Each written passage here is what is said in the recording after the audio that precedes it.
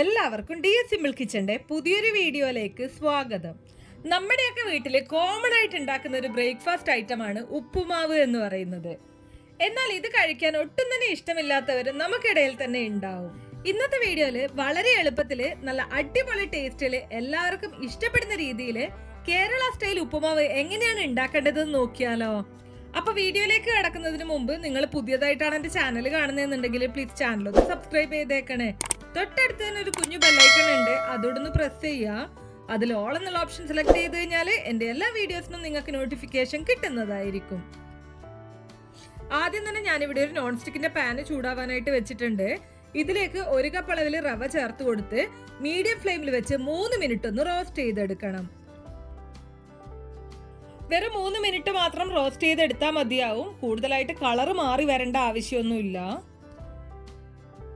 അപ്പൊ ഏകദേശം ഒരു 3 മിനിറ്റ് ആയിട്ടുണ്ട്. റവയുടെ റോസ്റ്റായി വന്നിട്ടുണ്ട്. ഇനി നമുക്ക് ഫ്ലെയിം ഓഫ് ചെയ്യാം. ഫ്ലെയിം ഓഫ് ചെയ്ത ശേഷം ഉടനെ തന്നെ നമ്മൾ ഈ റവ മറ്റൊരു പാത്രത്തിലേക്ക് മാറ്റണം. ഇല്ലാന്നുണ്ടെങ്കിൽ ഈ പാനിന്റെ ചൂട് കൊണ്ട് റവ കരിഞ്ഞു പോകാനുള്ള സാധ്യതയുണ്ട്. വീണ്ടും ഈ സെയിം പാൻ ഞാൻ ചൂടാവാനായിട്ട് വെച്ചിട്ടുണ്ട്. ഇതിലേക്ക് നമുക്ക് 1 ടേബിൾ സ്പൂൺ കുക്കിംഗ് ഓയിലും ഒപ്പം തന്നെ 1 ടേബിൾ സ്പൂൺ നെയ്യും ചേർത്ത് കൊടുക്കാം. ഓയിൽ നല്ലപോലെ ചൂടായി വരുന്ന സമയത്ത് 1/4 ടീസ്പൂൺ കടുക് ഇട്ട് കൊടുത്ത് കടുക് മുഴുവനായും പൊട്ടി വരുന്ന സമയത്ത് 1/2 ടീസ്പൂൺ ഉഴുന്നുപരിപ്പ് കൂടെ ചേർത്ത് കൊടുക്കാം. ശേഷം ഇതിലേക്ക് അല്പം കശുവണ്ടി പരിപ്പ് കൂടെ ചേർത്ത് കൊടുത്ത് എല്ലാം കൂടെ നല്ലതുപോലെ ഒന്ന് റോസ്റ്റ് ചെയ്തെടുക്കണം.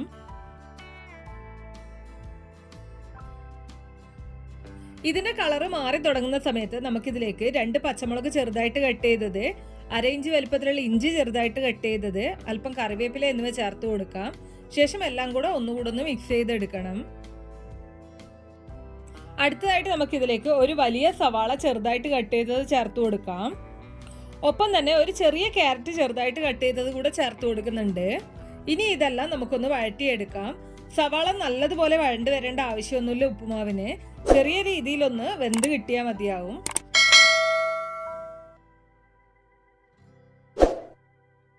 അപ്പോൾ വേണ്ട സവാളയും ക്യാരറ്റും ചെറിയ രീതിയിൽ വെന്ത് വന്നിട്ടുണ്ട്. ഇനി നമുക്കിതിലേക്ക് 1.5 കപ്പ് അളവിൽ വെള്ളം ഒഴിച്ചു കൊടുക്കണം.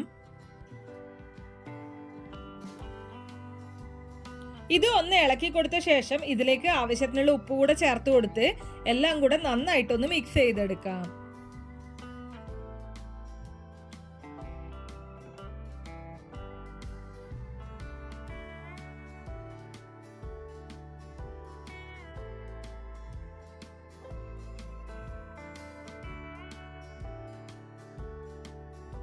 ഇനി ഇത് തിളച്ചു വരുന്നത് വരെ വെയിറ്റ് ചെയ്യണം.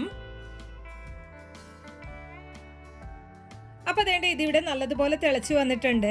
ഇനി നമുക്ക് ഇതിലേക്ക് നമ്മൾ റോസ്റ്റ് ചെയ്ത് മാറ്റി വെച്ചിരിക്കുന്ന റവ ചേർത്ത് കൊടുക്കാം. ഇത് നമ്മൾ കുറച്ചായിട്ട് ചേർത്ത് കൊടുത്ത് നല്ല രീതിയിൽ മിക്സ് ചെയ്തെടുക്കണം. ഇല്ലാന്നുണ്ടെങ്കിൽ കട്ട കെട്ടി പോവാൻ ചാൻസ് ഉണ്ട്. അപ്പൊ അത് ഇതുപോലെ കുറച്ചായിട്ട് ചേർത്ത് കൊടുത്ത് അപ്പൊ തന്നെ അത് മിക്സ് ചെയ്തെടുക്കണം.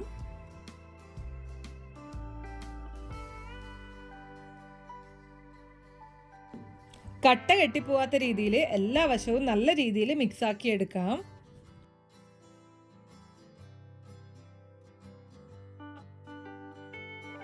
ഇനി ഇത് മീഡിയം ഫ്ലെയിമിൽ വെച്ച് നമുക്കൊരു 5 മിനിറ്റ് ഒന്ന് അടച്ചു വെക്കാം. അപ്പൊ ഏകദേശം ഒരു 5 മിനിറ്റ് ആയിട്ടുണ്ട്. നമുക്ക് ഫ്ലെയിം ഓഫ് ചെയ്യാം. ഫ്ലെയിം ഓഫ് ചെയ്തതിന് ശേഷം വീണ്ടും നമ്മൾ ഒരു 5 മിനിറ്റ് കൂടെ ഇങ്ങനെ തന്നെ അടച്ചു വെക്കണം.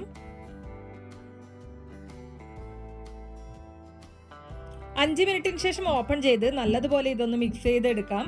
കട്ടകൾ ഇല്ലാത്ത രീതിയിൽ നമ്മൾ കട്ടകളൊക്കെ ഒന്ന് ഉടച്ചെടുത്ത് വേണം മിക്സ് ചെയ്യാനായിട്ട്.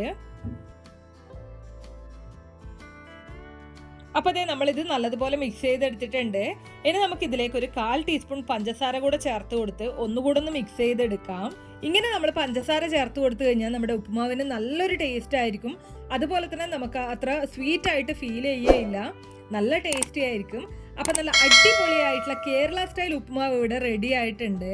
അപ്പൊ നിങ്ങൾ ഇങ്ങനെയല്ല ഉപ്പുമാവ് ഉണ്ടാക്കുന്നതെന്നുണ്ടെങ്കിൽ ഒരു തവണയെങ്കിലും ഒന്ന് ട്രൈ ചെയ്ത് നോക്കണം കേട്ടോ. ഉറപ്പായിട്ട് നിങ്ങൾക്ക് ഇഷ്ടപ്പെടും. നിങ്ങൾ ട്രൈ ചെയ്ത് കഴിഞ്ഞാൽ പിന്നെ ഈ രീതിയിൽ മാത്രമേ ഉപ്പുമാവ് ഉണ്ടാക്കുകയുള്ളൂ. അപ്പൊ വീഡിയോ ഇഷ്ടമാണെങ്കിൽ ലൈക്ക് ചെയ്യാൻ മറക്കരുത്. നിങ്ങളുടെ അഭിപ്രായങ്ങളും നിർദ്ദേശങ്ങളും ഒക്കെ കമന്റ് ബോക്സ് വഴി ഇൻഫോം ചെയ്യുക. ഇതുപോലുള്ള നല്ല കിടിലൻ റെസിപ്പീസിനായിട്ട് ചാനൽ ഒന്ന് സബ്സ്ക്രൈബ് ചെയ്തേക്കണേ.